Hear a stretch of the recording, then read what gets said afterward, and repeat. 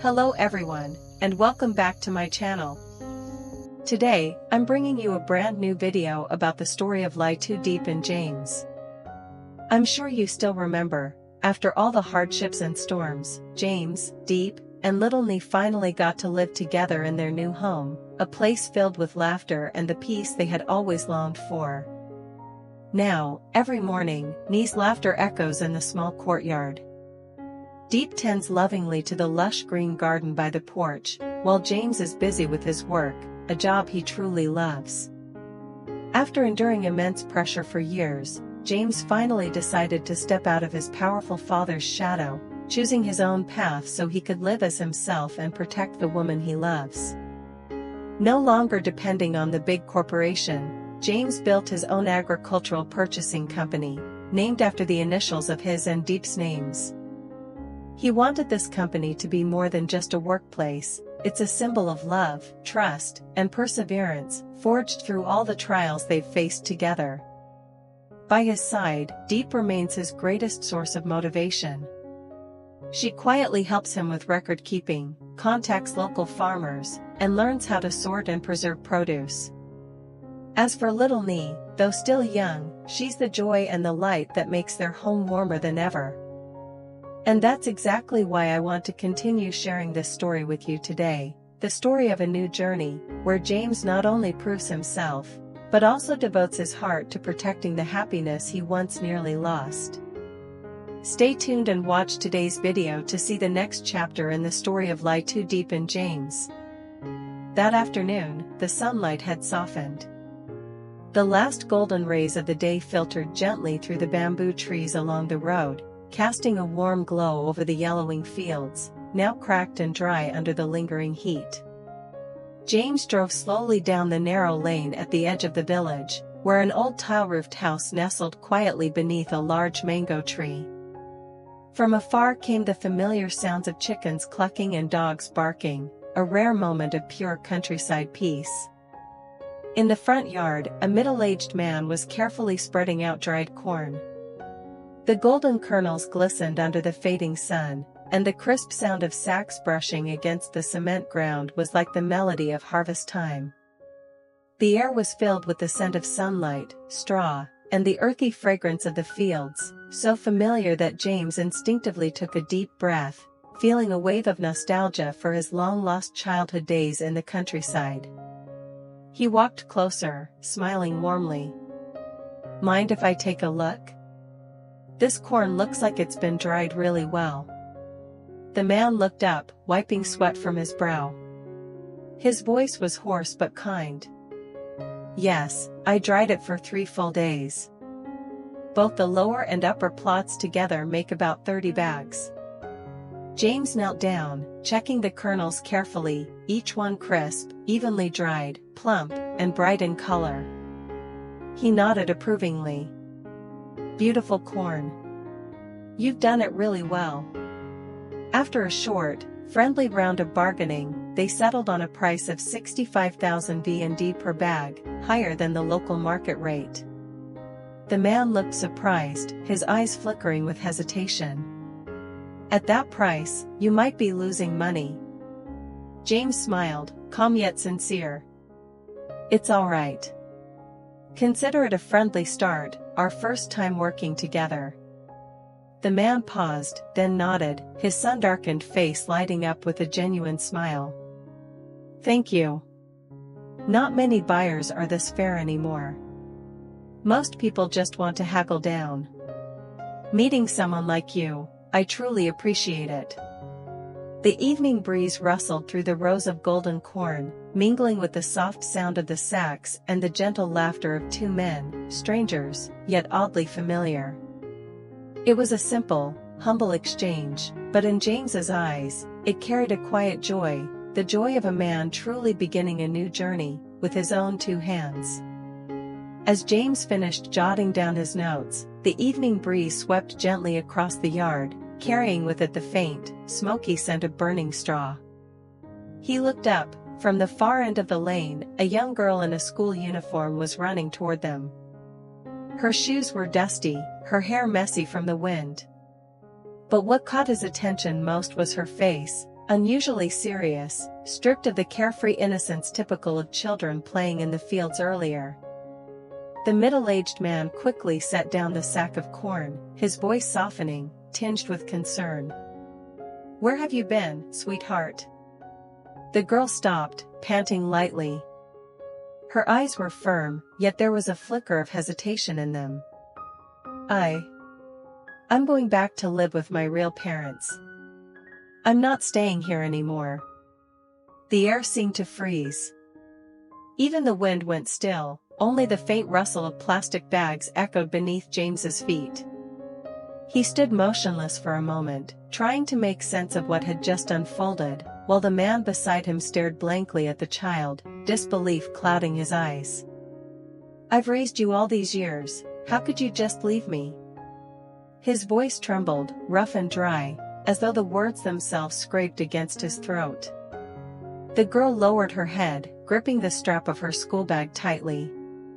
Her small hands trembled, but her voice was steady, almost defiant. "You may have raised me, but you're not my real father." The words struck like a blade, cold, sharp, slicing through the quiet of the late afternoon.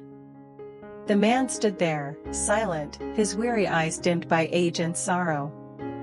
He tried to smile, but his lips quivered, his rough, sunburnt hands clutched at the worn-out hat that had followed him through countless scorching summers in the fields. When he finally spoke, his voice cracked, heavy with grief. "My dear, I just worry no one will love you the way I do." But the girl didn't look back. Her small, hesitant steps grew fainter down the dusty road, leaving behind the tear-filled gaze of her foster father, and a sigh that dissolved into the fading dusk above the old, weathered roof. James stood still, silently witnessing it all, a quiet, heartbreaking moment of life, where love and separation intertwined under the last fading light of the day. James stepped forward slowly and set his notebook down on the old weighing table. His eyes reflected quiet empathy as he spoke, his voice low and warm. "Are you all right?" The man lowered his head slightly, trying to hold back a sigh. He pressed his lips together, then forced a faint smile. His voice was hoarse, carried softly away by the wind. "I took her in when she was just a newborn. That night, it was pouring, she was lying under the banyan tree at the village gate, wrapped in a soaked cloth. I brought her home, fed her spoon by spoon, changed every piece of clothing. And now, her real parents came for her, so she's gone. All those years of raising her. I guess that's it." His gaze drifted toward the dirt road where the little girl had disappeared. The sunset fell gently on his graying hair, tracing every deep line on his weathered face. James stood in silence for a long while, his expression softening.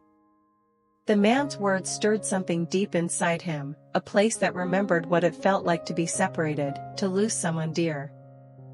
Finally, James spoke, his tone calm but steady. "Love doesn't have to come from blood. Sometimes, even those bound by it can't truly understand each other. But if you've ever loved, ever sacrificed, that love remains. Someday, when she understands, she'll come back. Those who sow kindness will always reap love in return, sooner or later." The man said nothing. His shoulders trembled slightly, but the sadness in his eyes began to fade. He nodded faintly, a tired yet sincere smile spreading across his sunburnt face. The evening wind swept across the yard again, carrying with it the light, rustling sound of corn husks. The fragrant scent of dried corn filled the small courtyard, the humble, bittersweet aroma of a hard-lived life, of sorrow intertwined with quiet hope. The sunset bathed them both in warm orange light, one man learning to let go, the other learning how to begin again. That afternoon, the golden sunlight stretched across the red dirt road leading to a small house at the edge of the village. The breeze whispered through the bamboo trees, creaking softly, blending with the cheerful chirping of sparrows on the porch roof, a gentle countryside symphony. In the distance, wisps of smoke rose from neighbors' kitchens, mingling with the faint aroma of cooked rice and the scent of dry earth, a peace so simple, yet so profound.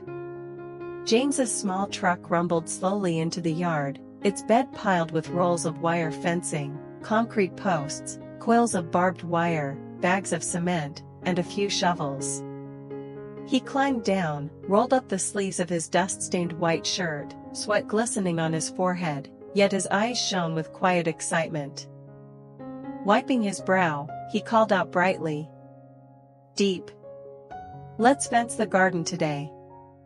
This spot will be for our vegetables, the chicken coop, and maybe a little bathing area for me too." From the porch, Diep appeared, her sleeves rolled high, her long hair tied back neatly with a few loose strands framing her face. She wore an old gray t-shirt and pants smudged with mud from watering the flowers. Looking at him, she smiled softly and said, her voice as light as the wind, "You're really planning ahead, aren't you? I just hope the chickens don't dig up the garden again, but this setup should work." James laughed, his genuine smile crinkling the corners of his eyes. He looked at her, admiration and love mingling in his gaze, the woman he had chosen to walk beside him, simple yet strong, small yet full of quiet resilience. They got to work. The sound of shovels striking dry earth echoed rhythmically, blending with the metallic squeak of tightening wire. James dug holes for the fence posts while Diep steadied them, then carried water to moisten the fresh soil. The scent of damp earth mixed with metal and the rustle of bamboo leaves, together forming a humble melody of daily life. Every so often, James handed her a towel to wipe her sweat. "Let me handle the heavy work. You just do the planting," he said gently. But Diep shook her head, smiling. "It's fine. I used to till whole fields, remember? Doing this now actually feels nice." She opened a small packet of seeds, cabbage, kohlrabi, tomatoes, each one tiny and fragile as it fell into the soft, brown soil. James crouched down to cover them, his large hands moving carefully, as though afraid to break something delicate. They worked mostly in silence, their glances and smiles saying more than words ever could. It was their own quiet language, born from all they had endured together to reach this peace. By the time they finished, the sun was sinking low, casting a golden glow over the newly fenced garden.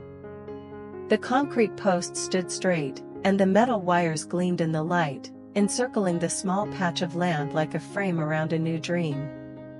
James took a slow look around, then said softly, his voice warm and steady, "This is our home, Diep. If we build it together, it'll grow more beautiful every day. Not because it's grand, but because it holds you, our child, and our peace." Diep looked up, her eyes glimmering like the sunset itself. She didn't reply, only smiled, that tender smile James knew so well, the kind that carried gratitude, love, and quiet joy all at once. The evening wind drifted across the yard again, carrying the scent of fresh soil, wild grass, and their shared sweat, the fragrance of life being built with love. Above them, the golden light spread like a soft silk sheet across the sky, wrapping around the two figures working side by side, every shovel of dirt, every drop of sweat a testament to something pure and real. A love rebuilt from hardship, a humble beginning, and a future full of hope. A short while later, as the sun began to sink behind the old bamboo grove, the sky turned a shade of amber orange. The last rays of sunlight slipped through the new fence, scattering glimmers of gold across the damp garden beds. The dirt road outside was dusted with a thin layer of red earth. A light breeze carried the scent of straw and 10 o'clock flowers, wrapping the little home in a peaceful, dreamy calm. From afar came the sound of small footsteps and a cheerful, bell-like voice. "Miss Diep." "Uncle James." "I'm home." James and Diep turned around. Down the narrow path came little Nee, her pink schoolbag speckled with dust, the hem of her uniform fluttering in the wind. Her ponytail had slipped to one side, a few strands clinging to her sun-flushed cheeks. Her shoes were crusted with dry mud, yet her steps were light, full of joy and life. James smiled, a warm, natural smile that reached his eyes. He set down his shovel, brushed the dirt from his hands, and crouched to greet her. "Did you have fun today, sweetheart?" Nee nodded eagerly, her eyes sparkling. "Yes. My teacher taught us a new song. I can sing it now." Her innocent voice rang through the sun-filled yard, making James laugh out loud. He ruffled her hair, his calloused hand moving with such tenderness, as if afraid to disturb her soft curls. Nearby, Diep paused from sweeping the porch, a gentle smile lighting her face. Petals from the 10 o'clock flowers drifted down with every sweep of her broom, the afternoon breeze lifting the hem of her shirt and carrying with it the faint, sweet scent of dried corn from the eaves. Seeing her still at work, Nee called out excitedly, "Let me help you, Miss Diep. I can sweep too." Diep smiled, her eyes filled with the calm affection of a woman who had lived through much. "I'm afraid you'll get tired, little one. Sit and rest a bit, But Nee insisted. So James came over, took the broom, and crouched beside her. "Hold it like this, a bit higher. No, never mind, it's heavy. Let me do it." He spoke with a soft chuckle, his voice low and warm, his gaze full of affection. Nee watched closely, lips pursed as she tried to mimic his movements. And for a moment, as James, the tall, quiet man, swept the yard in the fading light, his figure reflected in her bright eyes like that of a true father. Soon, the little girl settled into a wooden chair on the porch, her legs swinging, her school bag resting beside her. Each sweep of James's broom sent a faint cloud of dust and dry leaves swirling through the air, catching the sunlight in tiny golden particles that floated gently around them. Standing nearby, Diep watched the two of them, and a warmth bloomed inside her chest, a peace she hadn't felt in years, as if all the worries of their past were slowly being washed away. Outside, the sparrows called to one another in the bamboo grove, their chirps mingling with the rustle of leaves and Nee's clear, ringing laughter. It was such an ordinary scene, yet under the child's innocent gaze, it felt sacred. She sat quietly, her small hands resting on her knees, eyes shining as she looked at James and Diep. The sunset wrapped all three of them in a golden honey light. And in Nee's little heart, this was family. A place where someone taught her how to hold a broom. Someone smiled even when she sang the wrong notes. A place where love didn't need to be spoken. Because simply being together was enough. When the last section of the fence was finally fastened, James tightened the wire gently, making sure everything was secure. A soft metallic clink rang out in the fading afternoon light. He looked up, taking in a long breath, the mingled scents of earth, metal, and sweat forming the warm, honest fragrance of real labor. Wiping the sweat from his forehead, his hands still dusty, James stepped back a few paces to admire the small garden. The newly planted rows of vegetables lay neatly beneath the sunset glow, the damp soil reflecting the soft amber light. He smiled, his voice calm yet tinged with pride. "Looks like we'll have fresh vegetables soon." Diep stood beside him, fingers gently clutching the hem of her shirt, her hair tousled in the breeze. The golden light on her shoulders softened her sun-kissed face. She replied quietly, her voice as tender as the wind rustling through the bamboo leaves. "In a few days, we'll plant the tomatoes too, it'll look so lovely then." James turned to her, warmth glinting in his eyes. He nodded, smiling. "Yeah. Bright red tomatoes among the green cabbages, that'll be a beautiful sight." Little Nee came running from the yard, her dress speckled with mud, her face glowing with excitement. "Tomorrow let's get some chickens. I'll feed them." Her cheerful voice rang out like sunshine, making both of them burst into laughter. James crouched down to pat her shoulder while Diep brushed the child's hair affectionately. Their laughter drifted into the gentle evening air, carried beyond the new fence, blending with the late-season cicadas and the faint fragrance of the fields. The sun dipped lower, pouring golden honey light across the garden. The silver wires gleamed, catching the light like strands of hope. In the distance, thin wisps of smoke rose from neighbors' kitchens, and the smell of freshly cooked rice mingled with the evening breeze. Another day came to a close, a day of labor, of sweat, and of shared smiles. On that patch of earth, rough, sunlit, and humble, a home was taking shape. Not built with bricks or wealth, but with love, gratitude, and faith in simple goodness. Every stroke of the shovel, every knot of wire, was like an invisible thread binding the three of them together. A small, ordinary family, yet one rich with the purest kind of happiness in the world. There are people who sow corn seeds into the soil, waiting for them to sprout and bring a harvest of plenty. But there are also those, like James, Diep, and little Nee, who choose instead to sow seeds of love, trust, and kindness. Amid the hardships of life, they are not just building a house, but creating a home, one made from their hearts, their hands, and their unwavering faith in simple goodness.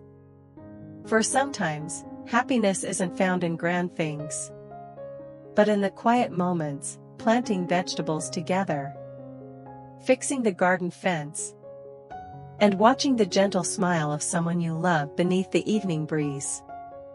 Stay tuned for the next episode tomorrow, where the story of James, Diep, and little Nee continues, with more moments of beauty, sincerity, and love.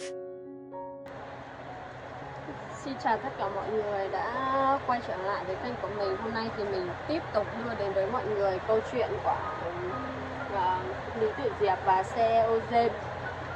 Thì mọi người thân mến, thì hôm nay thì James và Diệp thì cũng không có tình tiết gì đặc biệt. Thì như mọi người cũng đã biết thì ở trong những tập trước, những video trước thì mình cũng đã làm nội dung chia sẻ về cái hành trình mà James và Diệp yêu nhau, cũng như là James thì đã quyết định là cãi lại lời bố mình khi anh đã sống cùng Diệp, giống như là hai người tự xây dựng một gia đình nhỏ, và anh còn thậm chí là vượt qua khỏi cái vòng an toàn của mình khi anh đã rời bỏ công ty và tự xây dựng một